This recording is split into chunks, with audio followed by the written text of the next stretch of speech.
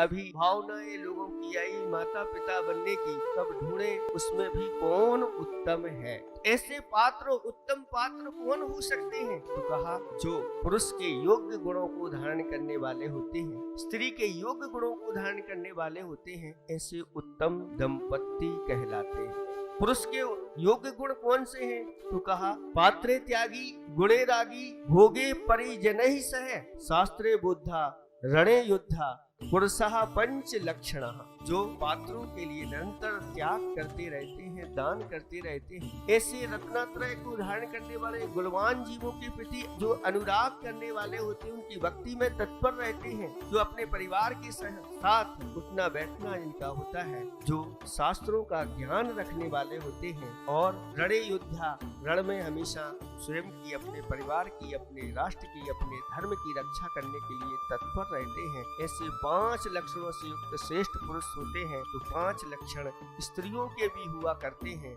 वह क्या है? तो अनुकूला, जो स्त्रियां अपने कुल के अनुकूल चलती हैं, अपने धर्म के अनुकूल चलती हैं, अपने बड़े जनों के अनुकूल चलती हैं, अपने देव शास्त्र गुरु के अनुकूल चलती हैं, ये लक्षण उनका है। दूसरा है सदा तुष्टा, जो सदा संतोष धारण करने वाली होती है, जो भाग्य से मिला है उसमें ही वह संतोष को धारण कर लेती है। तीसरे नंबर पर दक्षा है, जो गृह विज्ञान की कला में कुशल होती। कहते हैं जो महिलाएं घर अच्छे से चलाना जानती हैं, उनका घर स्वर्ग हो जाता है, जो घर चलाने नहीं जानती, नरक जैसी स्थिति हो जाती है। इसके बाद फिर एक लक्षण बताया कि वह दक्षा हो, यानी शास्त्र की ज्ञाता हो, विदुषी हो, और एक लक्षण बताया जो शीलवान स्त्रियां होती हैं, ऐसी 5 लक्षणों से युक्त स्त्रियां साक्षात श्री का रूप होती हैं, और ऐसी स्त्रियों के यहाँ ही ऐसे ही संतान की उत्पत्ति होती है, जो जगत का कल्याण करने के लिए तत्पर हो जाते हैं। इस कली काल में भी श्रीमंती और वल्लभा जी के यहाँ ऐसी ही संतान ने जन्म लिया, और संतान ने आगे जाकर के ऐसा ये दिगंबर रूप धारण किया।